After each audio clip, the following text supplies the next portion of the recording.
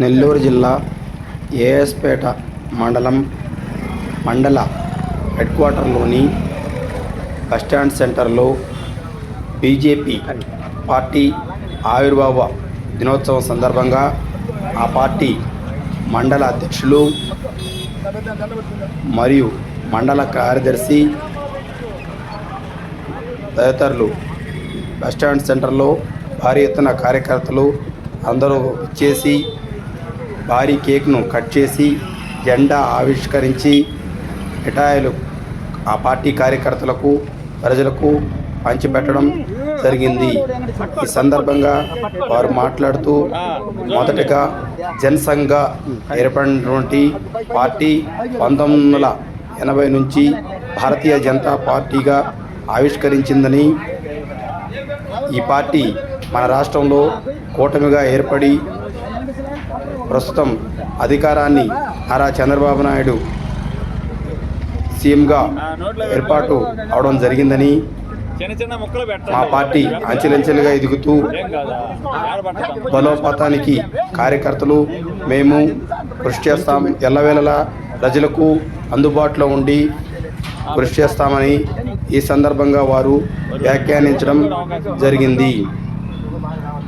ఈ కార్యక్రమంలో కల్లూరి చెంచుల్ రెడ్డి మరియు మండల కార్యదర్శులు, భారతీయ జనతా పార్టీ మండల బీసీ యువమోర్చా అధ్యక్షులు ఆదిత్య తదితరులు మాట్లాడుతూ, స్వర్గీయ అటల్ బిహారీ వాజ్పేయి గారు 1980 సంవత్సరంలో ఏప్రిల్ 6వ తారీఖున భారతీయ జనతా పార్టీని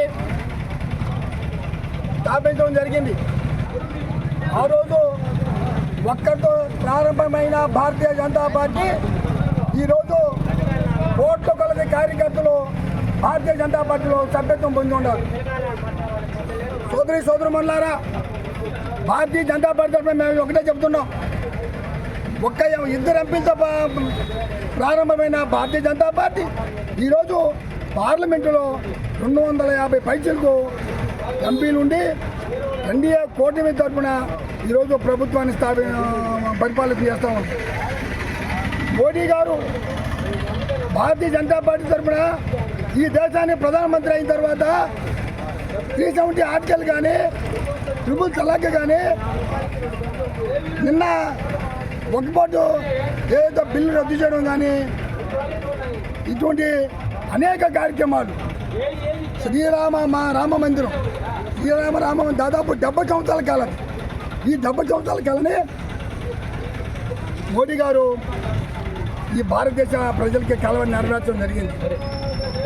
ఈ సందర్భంగా ఈరోజు భారతీయ జనతా పార్టీ స్థాపించబడిన సందర్భంగా మేమందరం కూడా ఉత్సవాలు జరుపుకుంటున్నాం. కార్యకర్తలందరూ కూడా ఏఎస్పేట నుంచి చిన్నపత్తిన వెంకటేశ్వరన్న, మా యువమోర్చా అధ్యక్షుడు చిన్నపత్తిన ఆదిత్య, మండల ప్రధాన కార్యదర్శి వెంకటేశ్వరన్న, మా సీనియర్ నాయకులు శ్రీనివాసులన్న, అది నుంచి మా సీనియర్ కార్యకర్త అయిన చుచ్చు రామయ్య గారు, అట్నే మా భాస్కరు, అందరూ కూడా ఈరోజు రావడం జరిగింది.